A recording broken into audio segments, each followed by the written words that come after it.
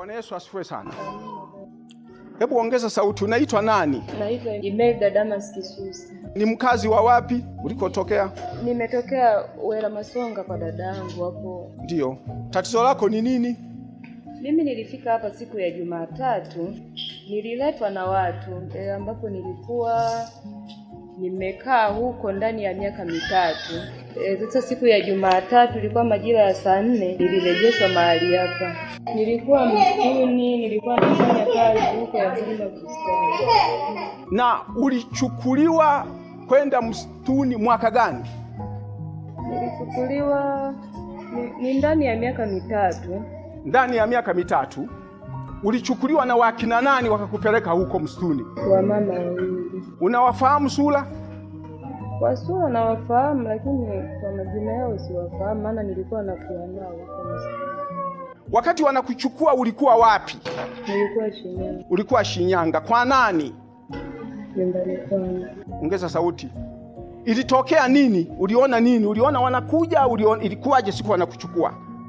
Yaani hiyo siku ilikuwa ni usiku wa manane, nilikuwa nimelala. Baadaye nilisikia sauti inaniita. Inasemaje? Inaita Mama Aidan, Mama Aidan, nikaitika. Baada ya kuitika hapo wakawa wamenichukua. Wakakuchukua sasa? Wakaenda na wewe mpaka msituni. Ulipofika kule ulikuta kuna nini kule msituni?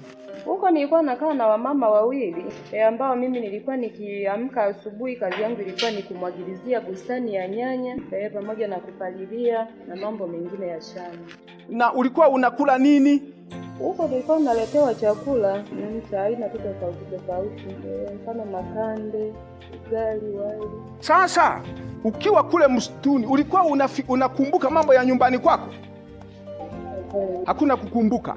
Ulikuwa unakumbuka ya kwamba umeacha mume na watoto? Hapana. Ulikuwa unaweza ukakumbuka maisha mengine? Sikuwahi. Kwa hiyo ulikuwa unaishi huko kwa huzuni au kwa furaha fulani? Ulikuwa na huzuni. Na labda tu kwa haraka, nini kilitokea sasa ukaja hapa? Nini kilitokea mpaka ukarudishwa hapa? Mimi ilikuwa ni siku ya Jumatatu. Kuna mtu alifika pale kwenye ile bustani, alikuta naendelea na shughuli za shamba. Akaja akanipa nguo, nikabadilishana naye, ghafla nikashtukia niko hapa. Na ukamuona nani hapa? Ulimuona nani? Nikakuona wewe. Ulikuwa umewahi kuniona hata siku moja? Na kwa dada yako, mara ya mwisho kuja kwa dada yako pale Wela Masonga ilikuwa mwaka gani? Ilikuwa 2021.